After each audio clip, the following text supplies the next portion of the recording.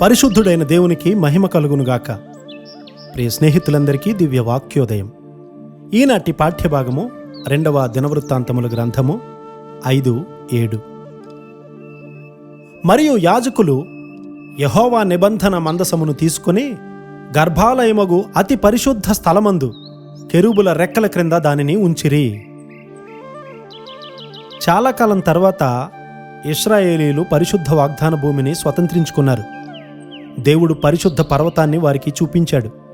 అతి పరిశుద్ధ స్థలంలో యెహోవా నిబంధన మందసాన్ని ఏ విధంగా తీసుకెళ్లాలో దేవుడు వారికి సూచనలిచ్చారు. యాజకులు తమ్మును తాము పరిశుద్ధపరుచుకొని ఆలయంలో ప్రవేశించారు. మనము దుష్టత్వానికి, కీడుకు మన గ్రహింపును అప్పగించి ఆదివారాలు దేవుని సన్నిధికి వస్తాము. నీవు పరిశుద్ధ దేవుణ్ణి ఆరాధిస్తున్నావనే గ్రహింపును కలిగి ఉన్నావా? దేవుని పరిశుద్ధతను గూర్చినటువంటి భావన నీవు కలిగి ఉన్నావా? వారు ప్రవేశించినప్పుడు పవిత్రతతో ప్రవేశించాలని వారికి హెచ్చరిక జారీ చేయబడింది. నీవు దేవుని సన్నిధిలో ప్రవేశించినప్పుడు నీ పూర్తి వ్యక్తిత్వము ప్రవేశించాలి. నీ కన్నులను అలాగే ఉంచుకోకూడదు. దేవుని సన్నిధిలోనికి నీవు వచ్చినప్పుడు ఇతరుల వైపు చూస్తూ ఉన్నావా? నీవు ఇతరుల ఆలోచనలు ఎప్పుడు కూడా కలిగి ఉండకూడదు. సమాధాన విషయమైన నా నిబంధన తొలగిపోదు అని దేవుడు సెలవిస్తూ ఉన్నాడు కదా. యెషయా 56:7. దేవుడు ఇశ్రాయేలీలను ప్రార్థనా మందిరంలోనికి నడిపించారు.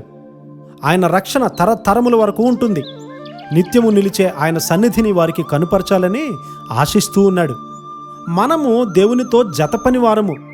దుష్టత్వముతోనూ కీడుతో నిండినటువంటి ఈ లోకానికి సిలువలో యేసయ్య చేసినటువంటి జయాన్ని నీవు పంచులాగు ఆయన సన్నిధిలోకి వచ్చి ఆయన నిత్య ప్రణాళికలో ఆయనతో కలిసి పనిచేయడం కొరకు ఆయన నిన్ను ఆహ్వానిస్తూ ఉన్నాడు. నీకు చట్టం తెలిసి ఉండొచ్చు, కానీ న్యాయాధిపతి ముందు నిలవలేవు. నీవు దేవుని ఎదుట నిలవబడి ప్రార్థన చేయలేవు. నీవు దేవుని బిడ్డవని నీ వస్త్రధారణ చూపిస్తూ ఉందా? దేవుని యొక్క దీనత్వము, సాత్వికము అది చూపిస్తూ ఉందా? దేవుడే నా వస్త్రధారణను నిర్ణయించాడు. అందువల్లనే అనేక శోధనల నుండి తప్పించబడుతూ ఉన్నాను. వ్యర్థంగా దేవుని కృప ఎప్పుడు కూడా పొందవద్దు. దేవుని బిడ్డలు కాని వారి చేత ఒక క్రైస్తవుడు తక్కువ చూపు చూపబడతాడు. నిజమైన దేవుని సేవకుడు ఏదైనా సంపాదించాలని ఆశ కలిగి ఉండడు. నా భార్య తన నగలను అమ్మి దేవుని సేవకు ఆ డబ్బులు వాడినప్పుడు మేమెంతో స్వేచ్ఛను అనుభవించాం. నీవు దేవుని రాజ్యాన్ని కట్టాలనుకున్నప్పుడు నీ జీవితంలో ఈ విషయాలు జరగడం నీవు గమనిస్తావు. దేవుడు నమ్మదగినవాడు. ఆయన కృపా కాపుదల మనకెల్లప్పుడూ తోడుగా ఉండి నడిపించునుగాక. ఆమేన్.